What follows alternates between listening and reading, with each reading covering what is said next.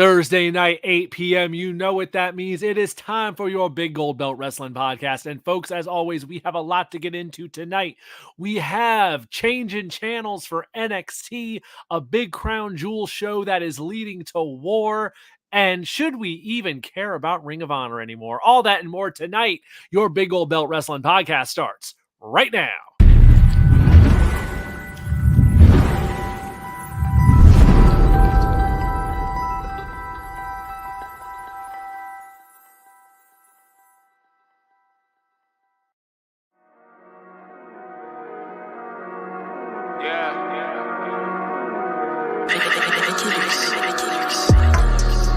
Big gold belt, big gold belt, big gold belt, big gold belt.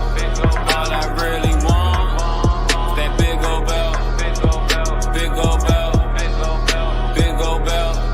All I really need, that big gold belt, big gold belt, big gold belt. All I really want, that big gold belt, big gold belt.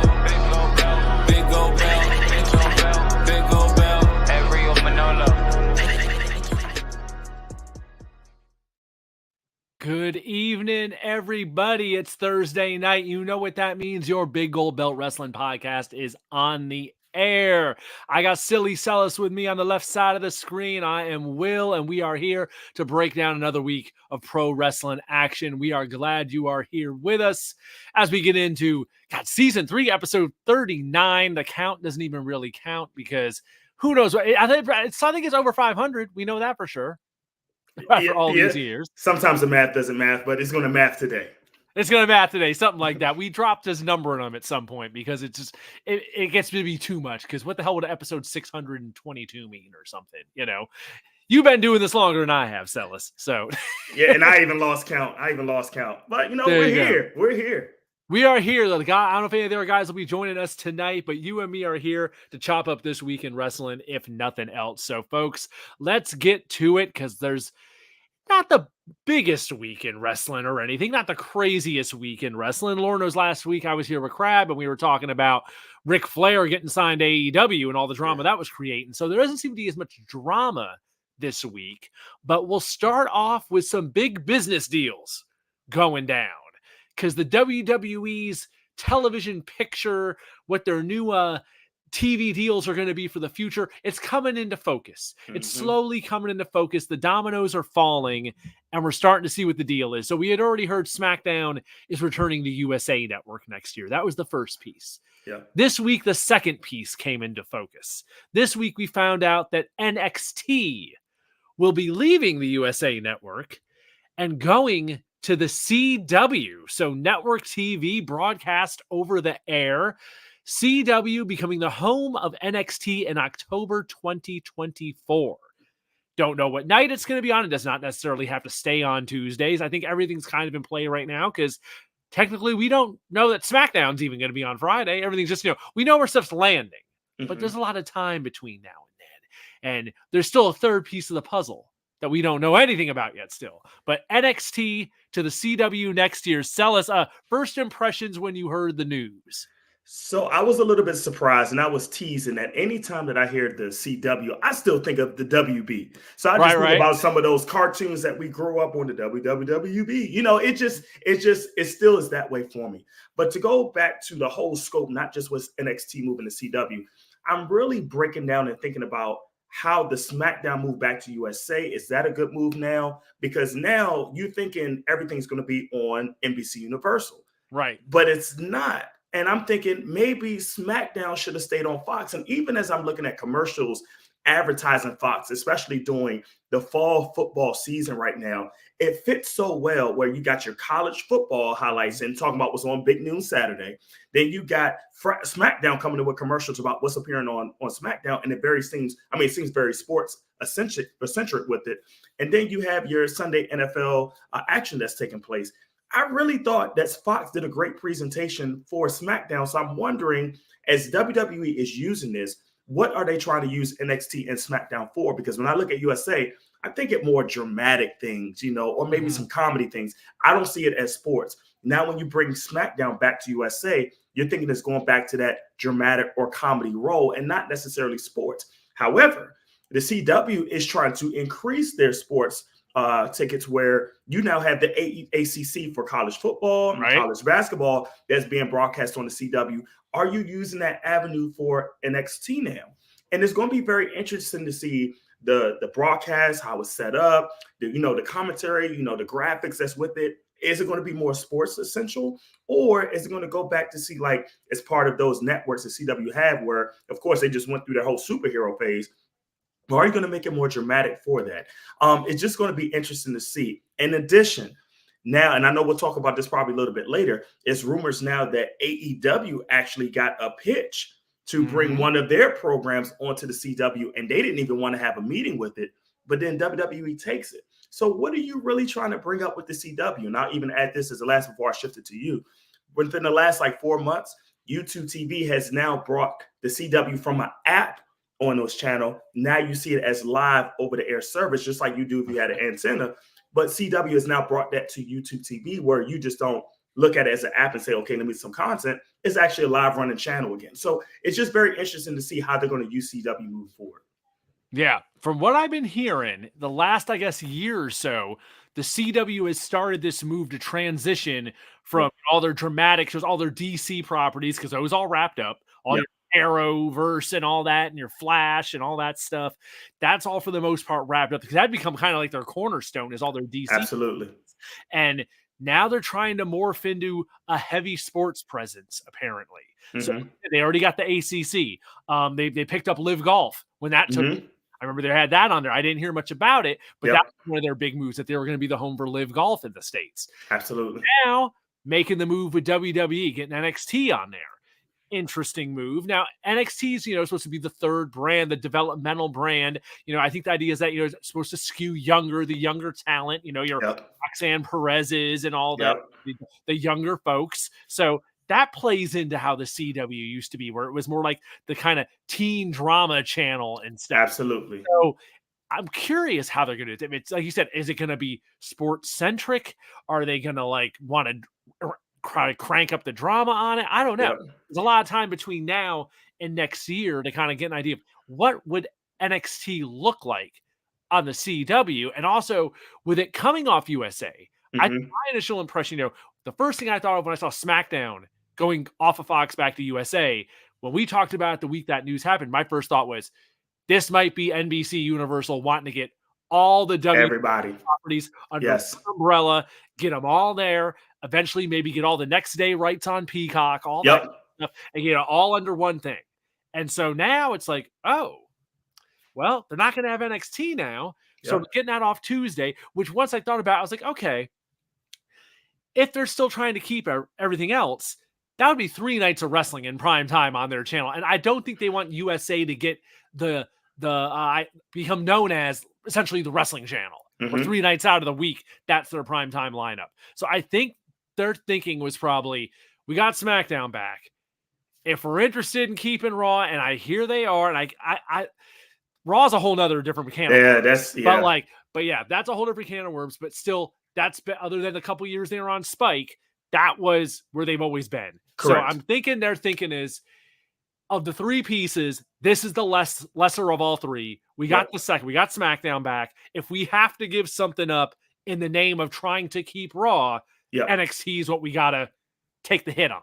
Absolutely. And hell, apparently the rumor going around is like the CW gave something like a 70% rights increase to get NXT. So WWE's coming out big time on the money deal there.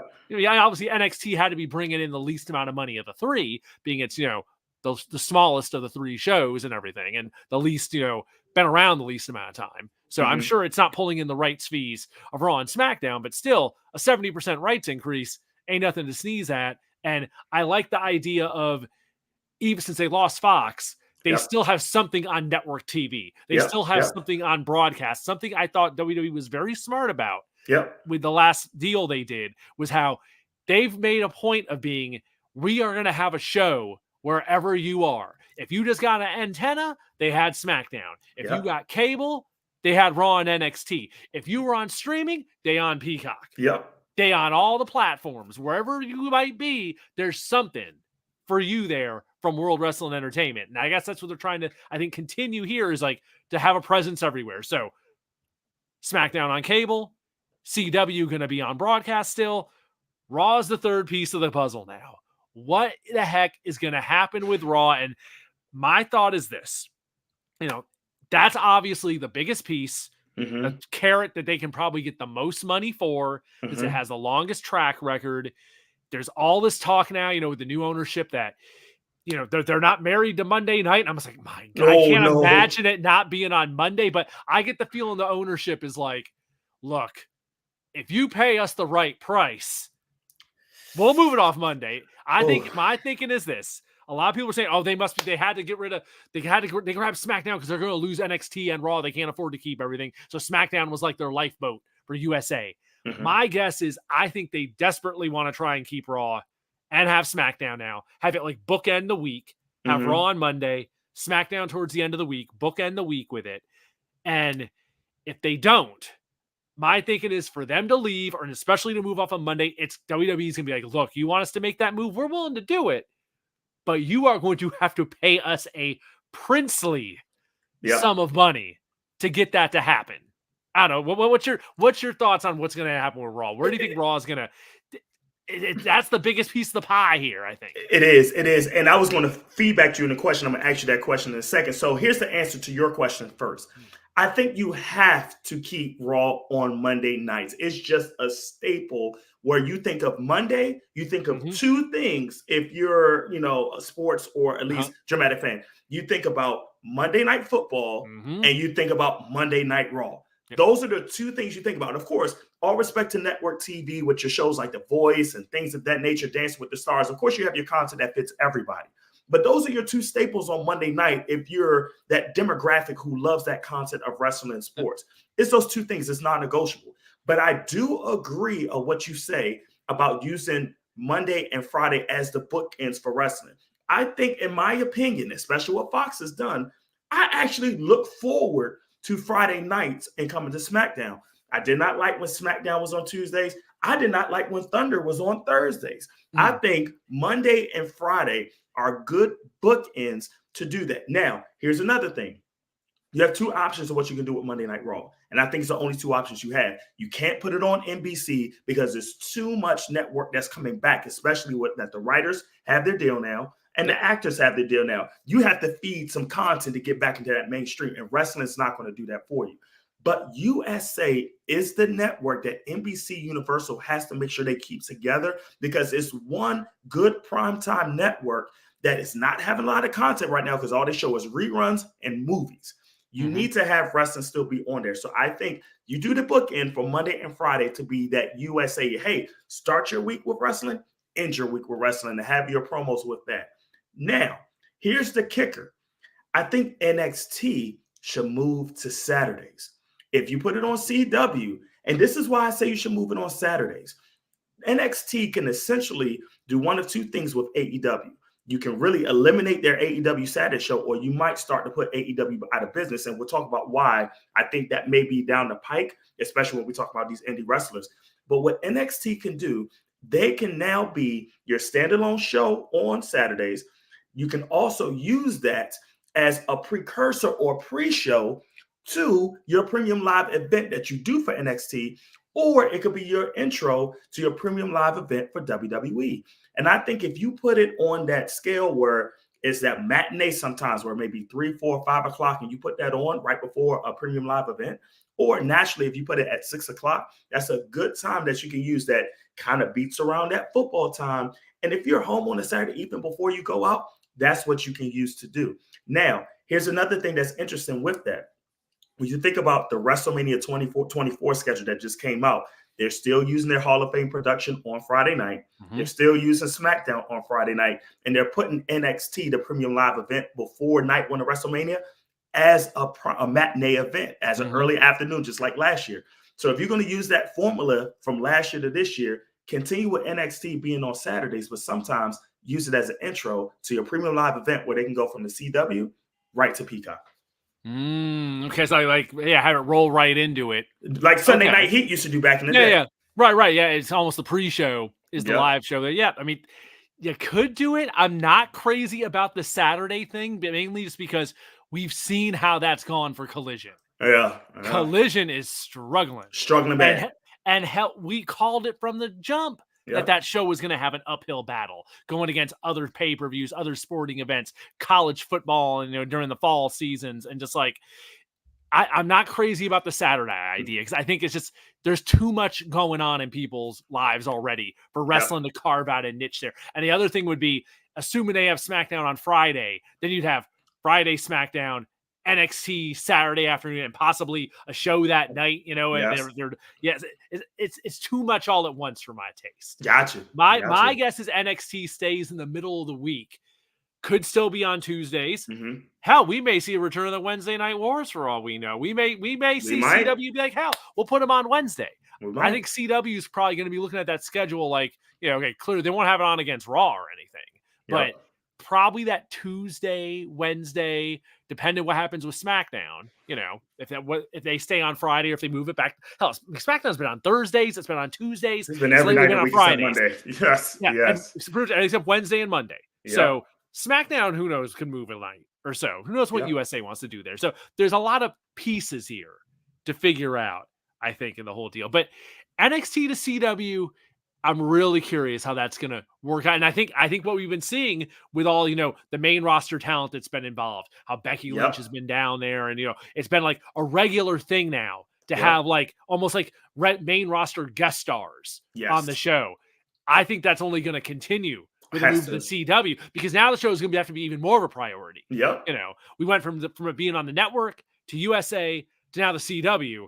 It's going to have to be more of a priority, even more so than now it is. So it's going to be interesting. We've talked for years about NXT being a third brand, or is it developmental? It's definitely more so developmental now, and it fits better in the ecosystem that way.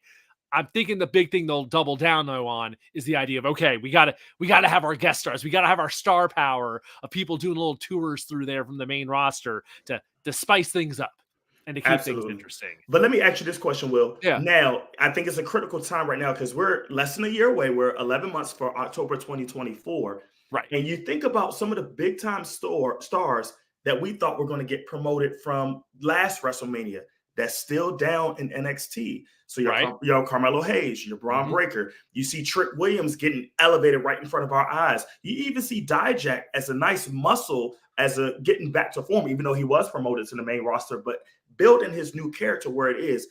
Do you think this is a critical time moving to the CW that you need a face for NXT, and who could that be? Ooh, see, it's so far out now is the main thing. 11 months in wrestling these days. That's a long time. That is an eternity. Hell, I mean, me and Crab were just talking about one of the recent shows, how that Wembley show for AEW was just at the end of August. It was barely not even 3 months ago yet. It feels like that was ages ago. Yep. And now here we're talking about, okay, well, next October 2024. I have no idea what stuff's going to look like, but I think by then, I can't imagine Braun Breaker still being there. I can't either. I can't imagine Carmelo still being there. I think it'd have to be some new faces, but I also think you're right that they are going to have some signature stars on there. And it makes me go back to this, and it makes me worry, because when they made that move to USA, I think one of the big problems became that's when we had the log jam.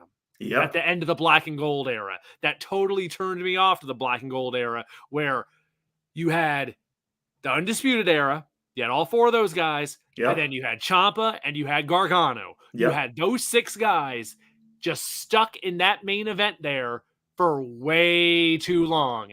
And it just got stale. It got played out. And they were just having them be like, these are the signature stars of NXT. And we're just going to mix and match them around for way longer than they needed to. Too long. And it burned me out on black and gold. That's what killed me on the black and gold version that had me ready for the remake to 2.0, because I was like, get these guys out of here. Get them out of here. They've been here too damn long. And that's what would worry me about this move to the CW.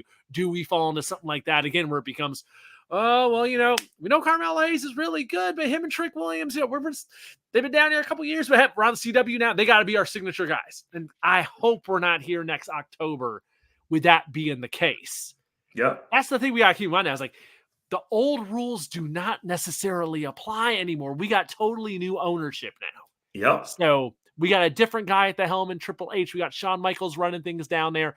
And they've done a good job since the switch over to 2.0 where it doesn't feel like it's been stagnant there. Yep. So I hope they keep that up, but I do agree that they're going to need some signature people. The best case scenario in my mind would be that between now and next October, you get some new faces in place, especially by the summer, to where it's like, by the time we get there, it's like, okay, these are the new faces of NXT. Yep. And, I hope we still don't have, Roxanne Perez down there. There's plenty of people. There's that handful of people like her, Kiana James, Tiffany Stratton on the ladies' side. The three of them are ready. Yep. They're ready for the move. I hope they're not still there come next October. But you need people that are going to be at least fleshed out enough like that as new, fresh faces to be there by then. So if I'm WWE, Shawn Michaels is on the clock. And I'm like, look, this is your job between now and next October, is to solidify some people at the top of the card that aren't the people in those spots right now. And look at what you just mentioned. You mentioned about around 10 some odd names that has been dominating NXT 2.0. And I'm actually excited because I've been watching NXT faithfully for like the last 6-7 weeks because the content has been great. But we're about to come up in WrestleMania season. The Royal Rumble is coming up. So like you said, 3 months seems ages ago from when we had that Wembley show. You got a quick 5 months around where you literally have 10 stars you need to upload so you can replenish what this developmental art, because you still have people that's on the main roster that's not being used. So bring them up to see what we can do, because what is coming soon, cut season with the budget cuts are coming soon. And you got to figure out how you're going to reshuffle these 10 stars and a possible draft that's going to take place probably before the fall season. So it's a lot of changes that you got to do. And to your point, you don't want to have another stale era like the end of the black and gold, where it's going to be, look, okay, these are 10 stars. As a wrestling fan that I already seen for 2 years, I'm seeing them on CW. Nothing's changing, only the channel. That's not good. You need to do something different. Absolutely. Absolutely. All right. I think we nailed this one. We'll stay tuned on what is up with NXT and the CW. We're going to keep things moving tonight, folks. It's a little early for our halftime break, but I think we're going to do it here because we got more stuff to talk about. We got an indie spotlight coming up because we got to nail this Logan Easton LaRoe show one more time, because that is this Saturday. So we're going to keep it moving, folks. So it's going to be an early break tonight, because with the NXT thing, there's nothing more really to get into on that. So when we come back, WWE Crown Jewel, we will talk about that. WarGames is shaping up. So I think, let's get into that, and then we'll do the indie spotlight after that. But we'll put the commercial in here to keep things moving tonight. Stay with us, folks. Your Big Gold Belt Wrestling Podcast will be back right after this. Are you a fan of all things media? Are you a fan of professional wrestling and sports? Then you need to check out Big Gold Belt Media. We're the ultimate destination for all things entertainment and media, with the latest news, interviews, and analysis from the world of the aforementioned entertainment realm. Our team of dedicated journalists and analysts will bring you exclusive content that you're not going to find anywhere else. And we're not just an online destination.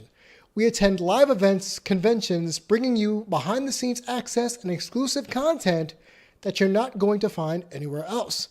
Plus, you can show your support for our brand by subscribing to our Patreon, patreon.com/BigGoldBelt. Join the Big Gold Belt Media community today and stay ahead of the game. Follow all our social media platforms at Big Gold Belt for the latest updates and exclusive content. Whether you're a diehard wrestling, sports, nerd culture fan, or just a casual like some people, Big Gold Belt Media has everything you're going to need to stay informed and entertained. So what are you waiting for? Check us out today at BigGoldBelt.com. That's BigGoldBelt.com. Welcome back, folks. Thanks for being with us here tonight. Your Big Gold Belt Wrestling Podcast is live each and every Thursday at 8 p.m. on all your favorite streaming platforms, and drops as a podcast the following day, Friday morning, on all your favorite podcast platforms. All right, we talked about NXT. Me and Silly Celis already chopped that up. So now let's get into the show of the last week and where we are headed in the World Wrestling Entertainment universe, I guess. We had Crown Jewel from Saudi Arabia this past Saturday, and we are on the road to a very quick turnaround for Survivor Series. So lots of moving pieces here, but Crown Jewel first and foremost. I wouldn't describe it as a, oh my God, you absolutely have to go out of your way to see this show. It was, I love the midday shows. I love the vibe of them. I thought it ran a little long. Mhm. It went about 3.5 hours. I would have liked that closer to 3, but there wasn't a lot of time dragging in there in between with tons of commercials on the broadcast this time around. But I would describe it as having a couple, pretty cool matches in there. Nothing blow away amazing or like, oh my God, there was like this all-timer in there. Nothing like that. A couple matches I thought were kind of flat just because I think the crowd was burned out. Yep. But a decent show. A decent show, a good, fun afternoon show, but also nothing where I was like, oh my God. I don't know. That's kind of my overview of a Crown Jewel. Your initial, what are your impressions of it overall? So here's the funny thing about Crown Jewel. I was actually in Mexico this past week. My cousin was turning 50, so I got a chance to go out of the country. First time in Mexico. Loved Cancun. Nice. Definitely want to go back. But when I tried to turn on Peacock, I couldn't watch it from Mexico because of the rights of region lock. Yes, region locks. Yeah. I couldn't watch it. However, I could go through YouTube or DX just to see some highlight or Bleacher reports about what was going on. So I saw some clips of things of that nature. And I would agree from you, some matches went on a little too long, in my opinion, from what I could read or follow. I think some of the content was great. I am in favor of the title change for the US title, but it was just the fact of I didn't see this one as a groundbreaking Crown Jewel as some in the recent past, but I think it was a good thing to just push some stories through. If I would say anything was a highlight for me, I think it was a highlight for the main event match with the World Heavyweight title with LA Knight, with the WWE Universal Championship with LA Knight. It was good to see him compete in a ring, lose, and still seem strong. So I hope the push that he's getting is not rescinded a little bit just because of what you're doing with Roman's story. I hope they keep him elevated at the top some way or somehow, whether it's through pushing him at how he's going to be in the Royal Rumble, where you probably see him at the Elimination Chamber, whatever it is, keep him in that world title area, even if the WWE Universal title is not for him. Because I was a little bit worried, even though we know he has done some things in other promotions, this was his one opportunity to make or break in front of a big hot crowd that was hot for him of how he would handle the moment. And I think he did a fairly good job with it, but just want to make sure LA Knight continues that trajectory of what he needs to do to move forward. So that was the biggest thing I was happy for with Crown Jewel. But it wasn't really big takeaways for me in regards to how that match was, or how the whole premium live event was, excuse me.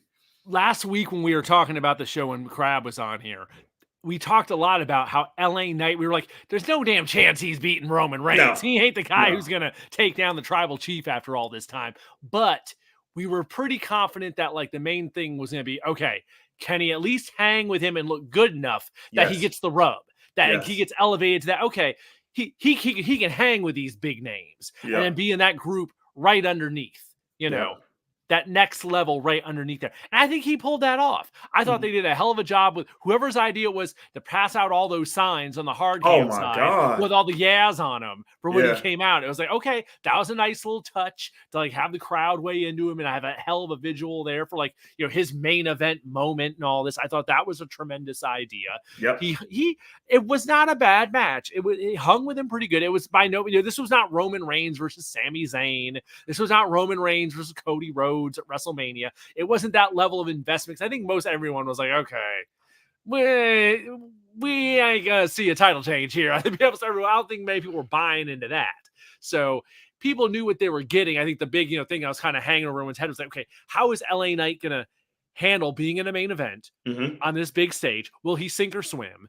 And how will he come out of it looking? And I thought they did a good enough job that my feeling last week going into it was like, I think he's going to be fine. And sure enough, I think he is going to be fine. I think he's in a position now to be a really solid, upper mid card guy. I already heard an idea today that really kind of piqued my interest for down the road. Shoot it. Can't remember who put it out there. I saw it on social media though. Someone threw out the idea of by come WrestleMania, because we have one title change that happened on this show. Logan Paul is now You're our a U.S. champion. heavyweight champion. Yep. What about the idea of Logan Paul and LA Knight for the U.S. title? At Mania? Maybe even before then. I don't know. But I mean, I would think Logan's going to have a big match on Mania, and necessarily he doesn't need to lose the belt between now and then. But LA Knight maybe be the guy to take the U.S. title off of Logan Paul. Big high-profile match with two guys that, kind of are made for that spotlight and being kind of, all the social media buzz it would get and all this. I could see those two working really good together. I could see it, especially to see it. The build, I think, would be really interesting because those two are made for having like those moments that would play well on social media. That would work really good as like short clips that could be put online. Absolutely. And let me add to that too. So I'm going to say this. You know how I feel about this guy. LA Knight is what Mr. Kennedy was supposed to be. LA Knight is what Mr. Kennedy was supposed to be. Started as a heel. They wanted to shift Mr. Kennedy to a face, especially with this storyline with Vince McMahon and how he was going to have that big turn. And it was in a moment like that where he was going to fall in that upper mid card, and this was going to propel him to the top of the charts. Right now, I like it. Now, people may say, well, he just had a world title match. Why would you give him the U.S. title? This is what the U.S. title is supposed to be for. You have to make that title legitimize people to build them up to the next level. For example, what Gunther is doing to the Intercontinental title, we haven't seen that since probably we were kids ourselves. And I think this is a way that it is legitimized, where you have a long reign that, whenever he does lose that title, it's going to skyrocket him to the world heavyweight title, and he's going to stay in that picture because he paid his dues. LA Knight right now is over. He is very over. But you need to have a belt around him where he can carry something so he can prove what he can do on the world title. There's no way right now he needs to be on the world title near where Roman Reigns is, because he has that locked in. That is no way. But if you keep him at that higher mid card with, like you said, high profile matches, that is something that's going to continue to build his character. And let's fast forward. He can stay on that high mid card scene. And when it comes to Money in the Bank next year, that may be his Money in the Bank to win. And instead of losing it, which annoys me when you get the cash, somebody with the briefcase and they lose it, he can actually win. And now that you have like a 2 or 3 year gap where nobody has cashed in on the male side with the big impact, he will have a rocket impact whenever he cashes in. Oh, putting some pieces in play here. I never thought of the damn Mr. Kennedy comparison, but damn it, I can see it. Yep. I can see it. I never thought of that, but it's like, thinking back on his run and how it started out when he was hot. Yep. Before the wheels came off. Yep. I can see where you're coming from with that. Interesting. We'll see. I think the next few months for LA Knight are going to be very interesting. How he finishes out this year and how he goes into Rumble season. But absolutely, that idea of him and Logan Paul, I was like, ooh, I like that idea. So other stuff on the show. I mentioned some matches I thought suffered from the crowd. Io Sky and Bianca Belair. Yeah. That match had a dead crowd until the very end. And those ladies were trying. They were working their butts off out there. But God, I was sitting there. I was like, this crowd just is not interested by that late half of the show. I think by that point, the crowd was waiting for their tribal chief to come out. Absolutely. And just was what it was. But I would be remiss if I didn't say that I loved the return of Kairi Sane. Yep. I was not expecting it so soon. So that was a genuine surprise. Very excited to see what they do with her, having her and Io together. And if we're putting together a little possible splinter group here, if she's going to be a wedge between Io and Bayley. They played up that Bayley was the one that took Kairi out years ago when she left on her last run. So lots of possibilities there. I'm interested in how they do that. So, all right, let's shift gears to Raw, because we got to Raw. We knew it was coming. We figured it was coming. It wasn't definite, but now it's definite. They announced it during Crown Jewel that WarGames was coming. So you knew damn well, like, okay, they got 3 weeks. They gotta snap their fingers. They gotta get this thing off and running Monday night right away. And sure enough, so the show ends with a big Sami Zayn versus Seth Rollins in a face versus face title match on the end of the show. Judgment Day interferes. Cody Rhodes runs out. Jey Uso runs out. Adam Pearce comes out and does the whole, all right, we're going to do WarGames. So didn't they have Triple H written all over how he was doing that? Oh, totally. I mean, they're sitting there, I'm sure they're like, God damn it, we got to wait out this deal before we can have Regal come out here and do it. Or however much time they have left on that before Regal can announce Right. WarGames again. I think we're a few Right. months away from that, because I think that was around the end of the year Yeah. that happened. So next year, they can probably bring out William Regal. So this year was Adam Pearce, but it's going to be Judgment Day against, I'm calling it Cody's corpse. Cody's going to have his crew of whatever it's going to be. Clearly, Jey Uso is going to be involved. Seth Rollins is out there, so probably Seth Rollins, maybe Sami Zayn. We'll find out what the other side's going to be, but it's going to be them against Judgment Day. And for the Judgment Day, it seemed like it was pretty clear. I guess we got Finn, Dominic, Damian, and it seemed like JD McDonough was the other piece of the pie. So that's 4 right there. I don't know if they're going to do 4 or 5-man teams. So far in WWE's version of WarGames, they've always done 5. But 5. I wouldn't mind if it's only 4. Yeah, 4. I mean, if they want to tighten up the show some, it's one less cycle you have to go through of people coming out there. And Lord knows, WarGames has been done with teams of 4 and it's been done with teams of 5, just like Survivor Series. It just depends on the deal. I'm guessing this week they'll knock that out. I think the only real thing might be in the mix is if they want to have any mix in folks from SmackDown into it. But I kind of get the feeling, I don't know this for sure, the feeling I get is what they might do is that the men's WarGames is going to just be Raw, and it'll be Judgment Day against Cody and people from Raw. And then the women's WarGames will be SmackDown. Agreed. And they'll keep it brand specific that way and not mix up the sides. Agreed. That's my guess what they're going to do. Because you have Bayley and all them as an easy team against, I guess, Bianca and Charlotte probably be in that mix. And I don't know who all else they'd get in there. But now they have Kyrie back. It's okay. So Io, Kyrie, Bayley. Dakota's not ready, I don't think. But they could easily at least get to 4 people if they want to do teams of 4. Do you bring a wild card in? One of the biggest acquisitions that WWE has had recently? I would not debut her in WarGames. Gotcha. I would not debut her in WarGames. You just debut Jade in a match. Gotcha. And notice it's been quiet the past about couple shows. We have not seen Jade, I think, since NXT Halloween Havoc. Yeah. When she was up on the throne. Yep. Noticeable by her absence. And that's probably my thinking when something like that happens is that's by design, probably. Oh, they probably want her a little bit out of sight, item on, so people suddenly will be surprised when she turns back up. Coming soon, I would think. Make her like Fandango, hey, I'm not coming out. You may see me, but I'm gonna go right back. I'm not coming out. I'm not gonna talk. Whatever they want to do with it. Yeah. Yeah. So Survivor Series is going to be interesting. Of course, it's in Chicago. There is a ominous cloud hanging over that. If something may or may not happen, they're definitely doing teases with Nakamura.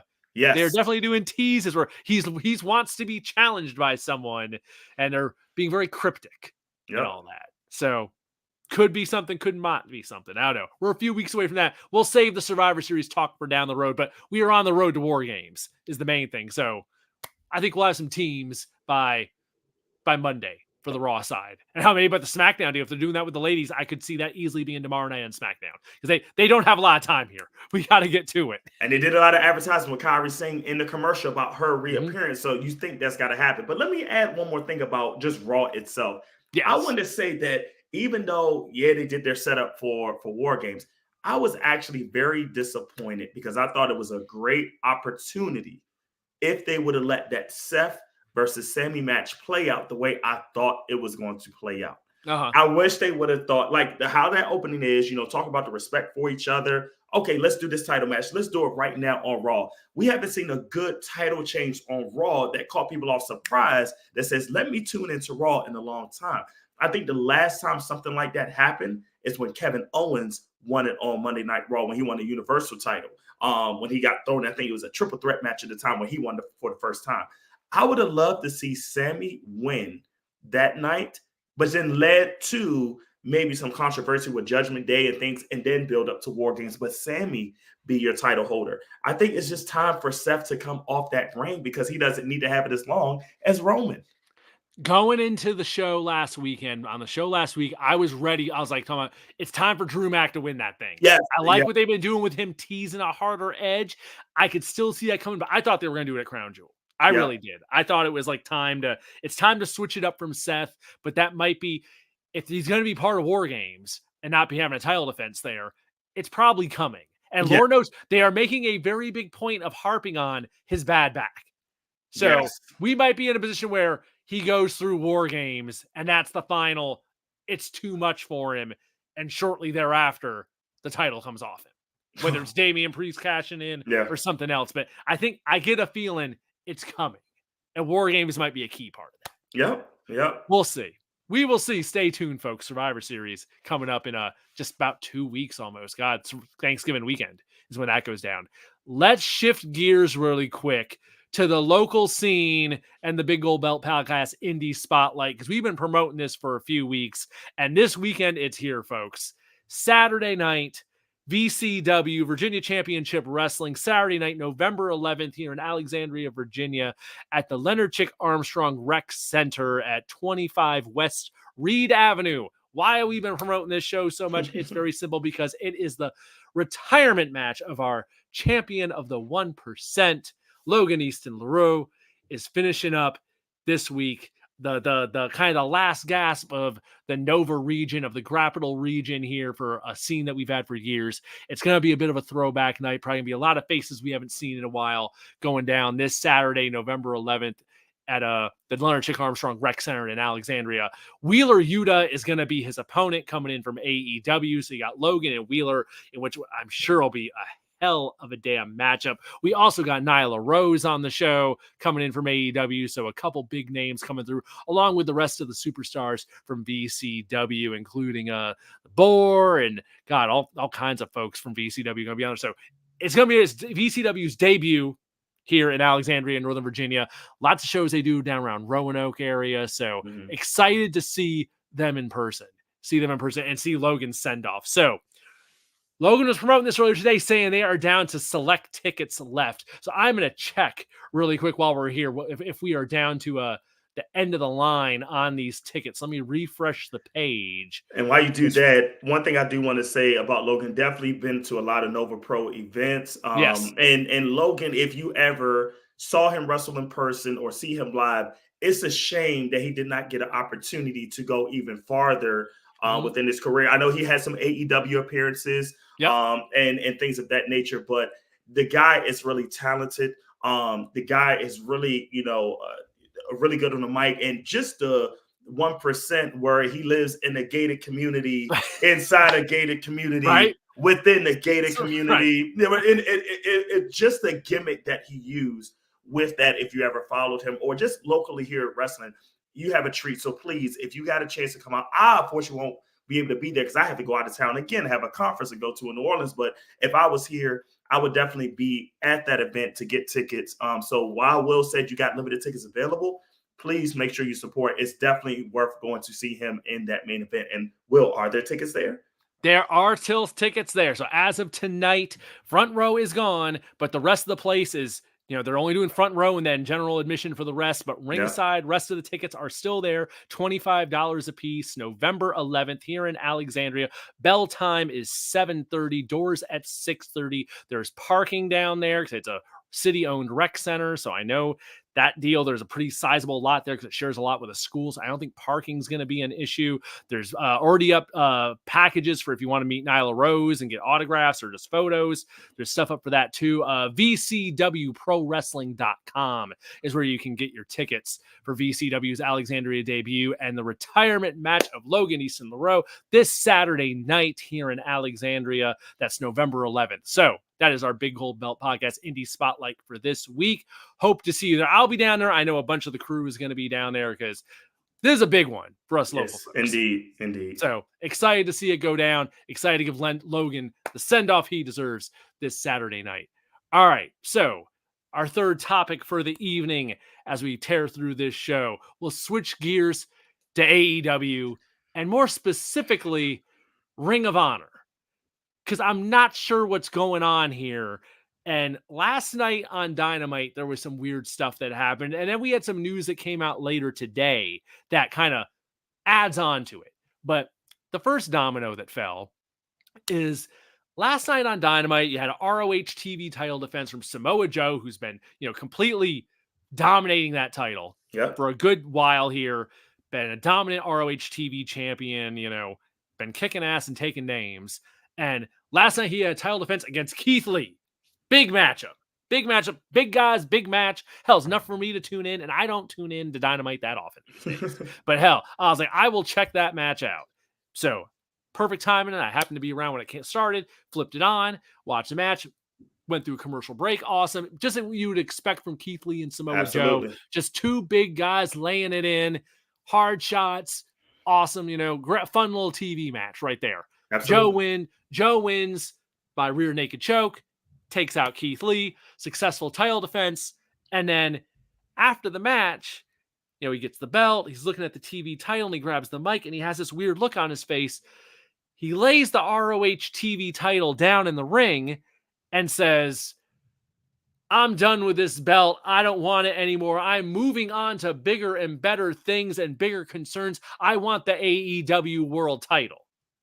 So he essentially vacates the belt in the ring and makes it known he's going after MJF. And the rest of the show has a couple confrontations with MJF, but he beat Keith Lee and literally just, I don't want this belt anymore. So a lot of people say he vacated. To me, it came across like he abandoned the ROH TV title, which immediately just led me to thinking, it's like, why should I care about Ring of Honor in its current form? It's already been a hurdle to me that it's behind, we've joked a lot on the show about it's behind a paywall, the paywall of Honor, because the show exists on Honor Club. And that's the only way to see it. It's behind their $9.99 subscription. And you have the ROH titles melded into AEW where they're on their TV shows, but it's almost like there's no rhyme or reason to it. You have these random title defenses that happen here and there. The Bucks have like the tag titles, and it's just kind of like, it's there, but it's not filling the role of NXT like in WWE, but it exists as this other brand that only exists on this subscription service that randomly has title matches here and there. And then you have Samoa Joe, who's this big name, has a title defense, and it's like, I don't need this belt. I want the real. I want the real title. I don't need this thing. Because I joked last night, he realized, he's like, why do I want to have a TV title for a show that doesn't have for a company that doesn't have a TV show? So I was like, what are they doing here? What are they even doing here? And then the second part of this that dropped today, before I throw it to you, it came out today that apparently the CW, in their talks about expanding into sports, had a talk with Tony Khan regarding ROH in 2022, I guess some point after he purchased it last year, about putting ROH on the CW. Yep. And Tony Khan apparently was not interested, and said he had a nice conversation with the guy that had, no hard feelings or nothing, but he was not interested in pursuing Ring of Honor on the CW. So it stays as a subscription thing, and as it has its entire time. So it begs the question to me, what are we doing with Ring of Honor? What's the point? How am I supposed to invest in this? Why should I be interested? What purpose is it serving? Do you have any? What are your feelings, Celis? Do you have any answers for me? Because I was like, I don't get what they're doing. Why does Ring of Honor exist in this way? So now I'm gonna take Jamal's words. It's like, do I even care? Like, why should I care? Right, but here's why I don't care. That's exactly. Here's why I don't care. But I would say, two things I was very upset about this. You disrespected two things with this. You disrespected the ROH as a whole from the history of what they've done, as far as how many wrestlers that was used as a platform to put over in major wrestling promotions. You had a lot of great talent that came from ROH in its heyday to where they are now. You disrespected that, because normally when you vacate a title, it's because of injury or something of the nature, or a life circumstance where you can't compete anymore. And now what you've done to that belt is, it's like, no matter who wins it after, it's like, well, that's the belt that Samoa Joe didn't want. So why do I care if I win this belt? What type of prestige do I have with this belt anymore? Because this guy says, I'm bored with this belt, so I don't want to do it anymore. It's like, if you retire the belt, if you like, okay, I'm done wrestling, I've done all I can do. Or if you want to say, hey, I need to move this on to the next person because I can't perform anymore, but not after you win and then put it over. And speaking, I mean, winning, just put it away. And speaking of winning, you beat Keith Lee. You just killed him in AEW's regime or ROH. Because in my opinion, you lost to a guy that wanted to get rid of a belt because he doesn't want to wrestle with it anymore. So how do we look at Keith Lee? Not only did you lose, you tapped out. Yeah, you tapped out to a you didn't pin him. You tapped out to a rear naked choke. And as talented as Keith Lee is, what does that say to him about what you do against him next? It's like whoever you put him, he might do good in the ring, but you're not going to win, Keith Lee. I just don't. I don't have any confidence in you as a wrestler based on how that was. No matter how good the match is, you lost through a tap out or a choke out, and the guy doesn't want this belt anymore because he says he's bored and I'm going to bigger and better things. You just trashed one of your top wrestlers that, in my opinion, since he's turned to WWE/AEW, has never been used in the right way after he had both the North American title and the NXT title at the same time. He has been trash ever since that moment. And that's not trash on him. That's trash on terrible booking that two of the top wrestling organizations have in this country are using with him. You just buried him as a professional wrestler. I don't like that. So I'm just disgusted on all ends with it. And even if Samoa Joe wins the world title in AEW, I don't look at him as somebody that's the big monster. I just look at somebody who's just been booked terribly wrong in a terrible way.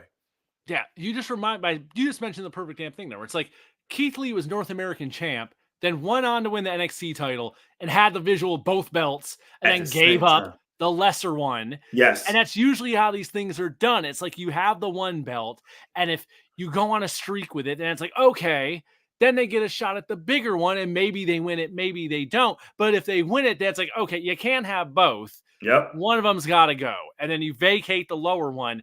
Not this idea of, oh, I just keep winning all these title defenses. You know what? This thing, I don't need this. Yeah. It's like, I'm just going to go over it's like, just have him keep the ROH TV title and be going after MJF. Yes. At the same time. What is the point of this? I gotta do this. Especially how I saw this. MJF has one half of the ROH tag titles at the same time as he has the AEW title. Yep. So he has two belts. What are we doing here? Winner takes all. Yeah, I don't, none of it, even logically, and just the sense of like the way ROH and AEW are intertwined. Yeah. He wants to go after a guy who has a belt in AEW and a belt in ROH. Why is it? Oh, I got to get rid of this one first. I don't care about why. What? It doesn't. None of it adds up to me. It's like you beat Keith Lee. I get being like, okay, we don't want him to have to drop the TV title first. I can get that. And maybe the thinking is, well, he's not going to beat MJF. So then how does that work with him being TV champ if he loses to someone else? And then but you figure it out.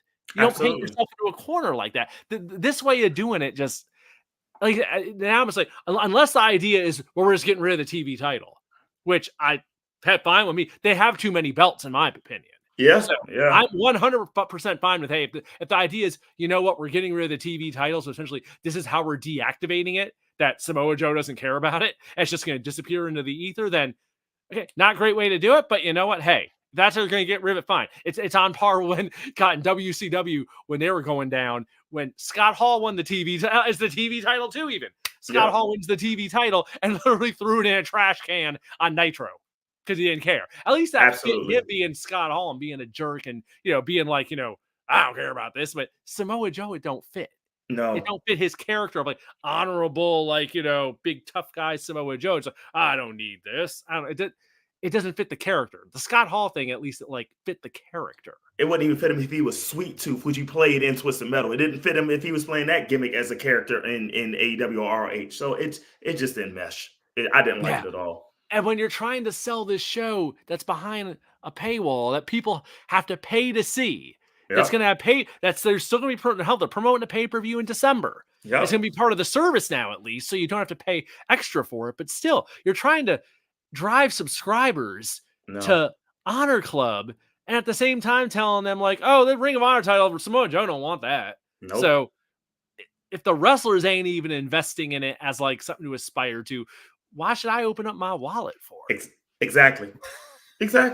I don't get it. I mean, the biggest plus I hear about Ring of Honor is how Athena is just on this incredible run as women's champ. That's the biggest thing I always hear about it all the time. And, you know, I'd be kind of curious to check it out. And Lord knows there are ways to do that. But at the same time, it's like, even if I'm going to have to invest my time into it and not pay a dime, it's like, you're just telling me the brand doesn't matter doing it this way. Yep. So I don't get what they were thinking with it. I don't get the reasoning behind it, but I don't know. Well, the other guys are here next week. Gonna have to throw that out to the rest of them because I'd love to hear like a reasonable explanation. Yep. For why this was the move to do. This was the move to do. So I don't know. All right. Oh, and to quickly go back to the thing about the CW deal with ROH and them not pursuing that. I did hear one possible reason on that did make sense to me. So if Tony Khan did something with ROH on the CW, that wouldn't then be in sync with the time period because AEW's contract is coming up. So maybe this idea was just simply that I want all my stuff to be available when the AEW deal ends with, you know, the WB Warner Brothers at the end of this year, that he wants to have all his stuff available at one time. And of course, going to the CW would be outside of Warner Brothers. So he wouldn't have all of his pieces, you know, on the table available to him. That was it. So I don't know. But either way, I don't see. The thing that got me was like, I'm surprised that the CW had an interest in ROH, mainly just because it's like, I don't see there being this big clamoring of interest in Ring of Honor to begin with. So it's kind of like, if you get on the CW, man, take it. The NWA is talking about trying to get on there before all this NXT thing happened. Right. But I mean, I got a feeling now with a WWE on there, it's like that window of other people getting on there is probably closing pretty quickly. So I don't know. That's my thoughts. You got anything else? We have a couple minutes before we're at the top of the hour, but I've done everything I want to get into. So. Yeah, no problem. I just want to shoot on one thing that you mentioned, you know, just very briefly. If Athena was to come back in WWE, what is going on right now, I think that would be very dynamic. I'm really proud because she had some bad injuries late in her WWE tenure and how she's come back now. I really wish she would deserve another chance to be more of a forefront in women's wrestling, and I wish she would have that spotlight. So just shout out for her because, like you said, you know, she's been doing fantastic. I always thought she was a great wrestler or is a great wrestler. I'm speaking to her in the past tense, but I just want to make sure I just acknowledge that because that was a great point. Yeah, no, Athena definitely seems to be the highlight of what's going on in Ring of Honor. Everything I hear, her run with the women's title is the big thing that I see getting praised. Absolutely. So it's good to hear that something exciting's happening over there in the midst of all this. So, folks, we are at our hour. It's been a quick show tonight. It always is. Hopefully we'll have some more of the crew back next week. Every week now, it seems we don't know who's going to show up. It's a cavalcade of faces. So we will see what's up next week, folks. But every Thursday night, 8 p.m., your Big Gold Belt Wrestling Podcast is here, chopping up the week in wrestling live here on the web, streaming, whether it's Twitch, Twitter, X, wherever you want to call it these days, YouTube. The video stream is up on Friday. The podcast version drops on all of your favorite podcast platforms. So whether you want audio or video, Big Gold Belt Media has it for you. In the meantime, of course, check out everything Big Gold Belt Media on the web at biggoldbelt.com. And of course, on social media at Big Gold Belt on all platforms. Big Gold Belt Media, wrestling, movies, comics, and more. 2 Chainz was at the Marvels premiere the other night, so there's stuff up about Marvels, all kinds of stuff going on because we are getting into that holiday season of all the big releases are coming out. So Marvels dropped. I'm waiting on the Iron Claw, the Von Erichs movie, which premiered in Texas last night. Going to be coming out in December. I'm chomping at the bit to see that. So we will be definitely having some Iron Claw content. I got to get with 2 Chainz on that. And the strike is over. Yeah, the strike is over. Actors and writers are back. Exactly. So things are starting to happen. Stuff's going to start churning. Creative juices are going to start flowing. So check out everything at biggoldbelt.com. But as I said, Thursday nights, 8 p.m. This is where you find us. Thanks for tuning in, folks. Glad to have Celis here with me tonight. Until next time, I'm Will. That's Silly Celis. And we will talk to you guys next week right here. Check out some wrestling between now and then. And we will talk to you soon.